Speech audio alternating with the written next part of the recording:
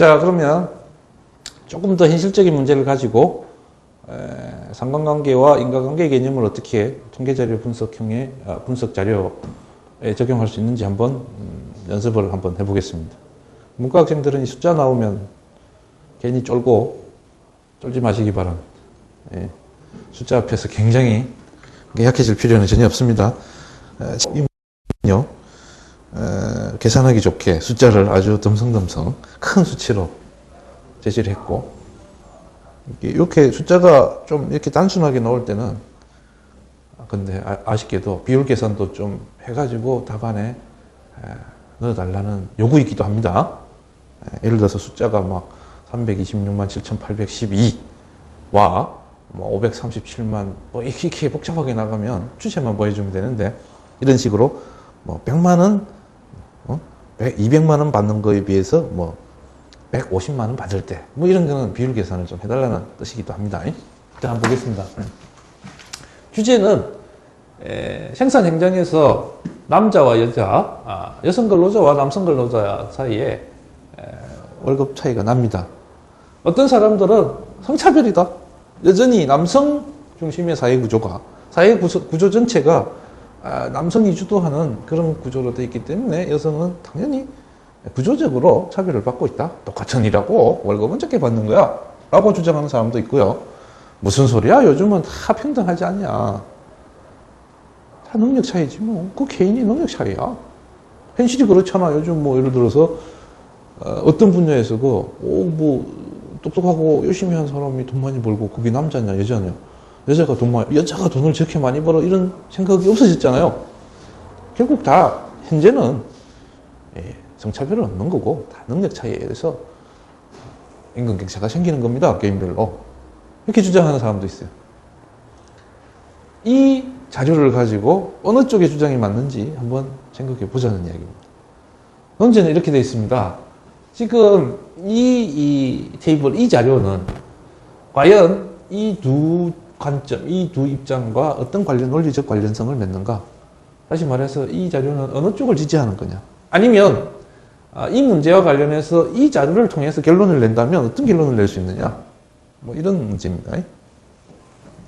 자, 지금 우리가 이제 궁금한 것은 이 네 사람의 임금이 동일하지 않죠. 차이가 납니다. 이렇게.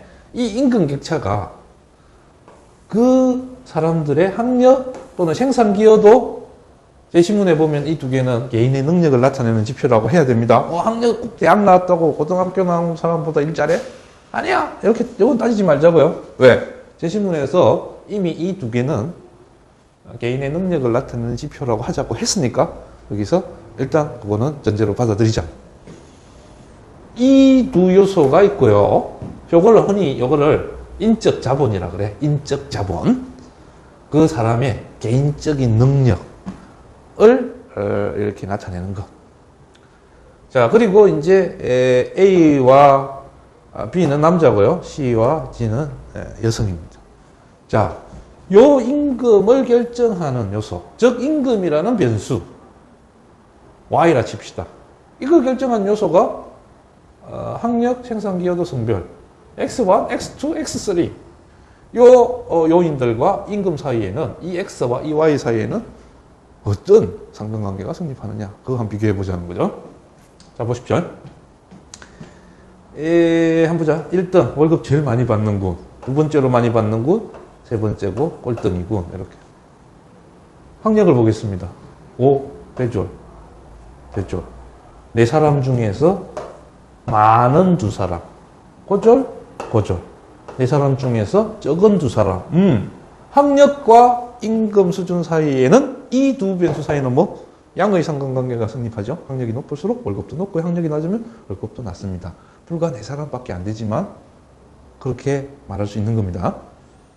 두 번째, 생산기여도. 이 생산기여도는 업종마다 다를 거예요. 뭐 예를 들어서 모험회사라면 삼성생명, 그 사람의 생산기여도는 간단한 거. 한 달에 그 사람이 신규 보험가입자 몇 명을 끌어들여서, 그것도 영양가 있는 고객들을 막 끌어들여서 얼마나 많은 매출을 올리느냐 하는 게 생산기여도가 될 것이고, 근데 어떤 보험영업인은 막 사고 치는 애들 끌어들여가지고 돈을 1억 원치 보험료 끌어들이는 데는 그 사람이 끌어들인 돈 중에서 막 10배가 나가버리고 뭐 이렇게 하면 생산 기여도 떨어지는 요소가 될 수도 있고 하여튼 그 업종마다 생산 기여도를 측정하는 기준이 있을 거예요.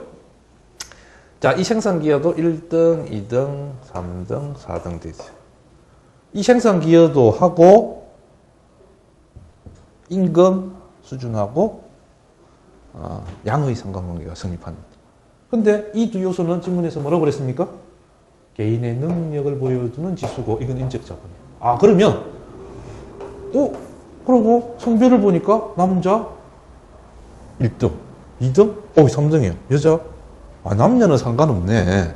그러면 이 테이블을 딱 보면은 이거를 계략적으로 봤더니 뭡니까? 우리가 지금 결론을 내야 되니까 요걸 A라 칩시다. 요 걔네를 B라 칩시다. 계략적으로 보면 뭐예요? 계략적으로 보면 A잖아요.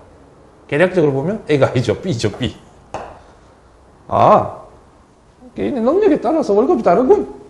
요거 없어도 설명이 되잖아요. 요것만 해도 설명이 되죠. 자, 그런데 문제는요. 이 수치가 나왔으니까 비율 계산까지 한번 해보면 과연 이 학력이나 특히 이 생산 기여도의 격차하고 임금 격차가 딱 일률적으로 비례하는지 아니면 이런 조금 덜 하는데 월급을 팍 깎아버리고 여자니까 뭐 이런 건 없는지 자세하게 살펴보기 위해서 아주 상세한 분석을 한번 해보자는 거예요. 자, 이제 여기가 사실은 인원제의 포인트입니다. 상세한 분석을 해보는데 지금 우리가 여기 주제가 뭐예요? 성별 임금 격차인데 남자가 막 부당하게 이게 아니죠. 여성들이 지금 적게 받고 있는 거. 이거니까 여성을 기준으로 한번 해보겠습니다. 쉽게 하기 위해서 여성 D를 먼저 보겠습니다. D. 이거 왜냐하면 요즘에 이제 단순 그러니까 좀 하위직 같은 경우는 월급 수준도 낮고 임금 수준도 낮고 전문성도 좀 그렇게 많이 필요로 하지 않는 그런 직종으로서의 하위직 같은 경우는 기본적으로 남녀 사이에 차이가 거의 없어요.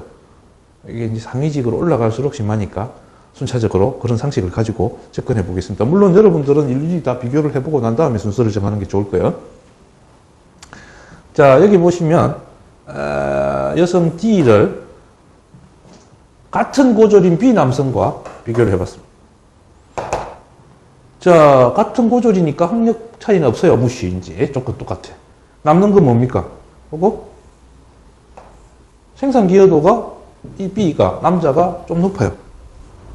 그러면 요 100에 100과 120이니까 이 여성을 기준으로 보면 이 남성은 생산 기여도가 20% 높은 거죠. 요거의 20% 얼마예요? 30만 원이죠? 30만 원 차이 나죠. 그러면 생산 기여도가 20% 높으니까 임금도 월급도 20% 더 많이 받는 거. 차별 아니잖아. 됐죠? 그러면 D를 기준으로 B와 비교해 봤을 때 뭐예요? 요거는 능력 차이지. 성차별 아니에요. 자, 여자 D를 다시 뭐와 비교를 해본다? 남자 A와 또 비교를 해봐요. 남자 A, 봐봐. 60%나 이 A 근로자가 생산 기여도가 높아요. 자, 봅시다. 150에 250이야. 그럼 100만 원 더 많이 받죠? 100만 원 더 많이 받아요. 이 100만 원은 150을 기준으로 했을 때 계산하면요. 66.7% 정도 나와요. 그런데 이거 봐라. 왜 생산 기여도는 60% 높은데 왜 월급은 60% 더 높아야 되는데 66.7% 이거 뭔데? 성차별 아니야? 아니죠. 고졸이고 대졸이잖아. 학력 프리미엄이라 칩시다. 여기서 지문에서 요거는 능력이라고 그랬으니까 해가지고 여기도 차별이라고 할 수 없어요. 자, 이제 이 우리의 대졸 여성을 한번 보겠습니다. C를. 같은 대졸부터 비교를 해보겠습니다. 같은 대졸. 자, 이 사람은 생산 기여도가 150인데 12만 원. 10만큼만 많아요. 이거 계산하면요. 6.7% 나옵니다. 10만큼만 많아요. 근데 보니까 보세요. 200인데 250이야. 25%나 더 많이 가져가요. 꼴랑 6.7% 생산 기여도 높은데. 이거 봐라. 게다가 대졸 사실 학력 똑같잖아요. 이 여자 입장에서는 억울하겠죠? 이거 봐라. 이 여자를 A와 비교를 해봤더니, 이거 봐라, 이거 봐라. 이게 성차별이잖아요.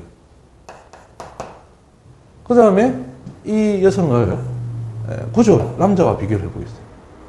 이번 반대쪽 생산 기여도가 이 여자가 그 기준으로 하면 얘가 마이너스 20%에 마이너스 20% 일을 못해요. 그럼에도 불구하고 그러면 얘가요 20%, 즉 말해서 160밖에 안 돼야 되는데 180을 받아가고 10%덜 하는데, 덜 잘하는데 월급은 10%만 덜 받아가고 있잖아요. 20만 원. 그러니까 이 여자는 억울한데, 게다가 이 여자는 대졸이고 얘는 고졸이잖아요. 그러니까 C 입장에서는 B와 비교했을 때 엄청난 야, 이게 A, B 헷갈리네요. 미안합니다. 선생님이 기호를 잘못 써서 빨간 색깔만 바꾸겠습니다. 자, 그러면 결론을 내립시다. 계략적으로 그냥 우당탕탕 대충 보니까 이 테이블을 기준으로 보면 아니야, 성차별 아니야, 능력이야. 그런데 비율 계산을까지 해보니까 하위직 같은 경우는 그냥 능력 차이인데 상위직으로 올라갈수록 이게 눈에 보이지 않는 교묘한 방법으로 성차별이 이루어지고 있다. 결론. 현재 이 테이블이 우리나라라고 한다면 결론. 기본적으로 봐봐요. 계략적으로 봤을 때 특히 하위직 이때까지는 능력 차이였잖아요. 자, 과거에 비해서는 이제 뭐라고? 임금 결정하는 요인이 개인의 능력이다. 그럼에도 불구하고 여전히 성차별이 이루어지고 있다라고 결론을 내릴 수 있겠죠. 아시겠습니까? 조심스럽게. 이거는 어정쩡한 게 아니에요. 이 통계표 속에 들어있는 내용을 한 거고, 문제는 이제 상위직 또는 어떤 이 전문직에도 남녀 성차별이 발생하지 않도록 하는 사회적인 노력이 필요하다 쪽으로 가면 되는 거죠. 그래서 이 문제는 문과 학생들 입장에서는 야, 이런 통계 수치 나온 거 어떻게 하느냐, 두려움을 떨어버리는 기 위한 문제일 수도 있고요. 우리가 앞에서 쭉 해왔던 개념, 통계 자료를 분석할 때는 주어진 변수들 사이에 어떤 상관관계가 어느 정도, 어떤 방향으로 형성되는지, 그리고 그 속에서 인과관계를 어떻게 추리해 주는지, 그것이 합당한 것인지 살펴보았습니다. 오늘은 여기까지만 하겠습니다.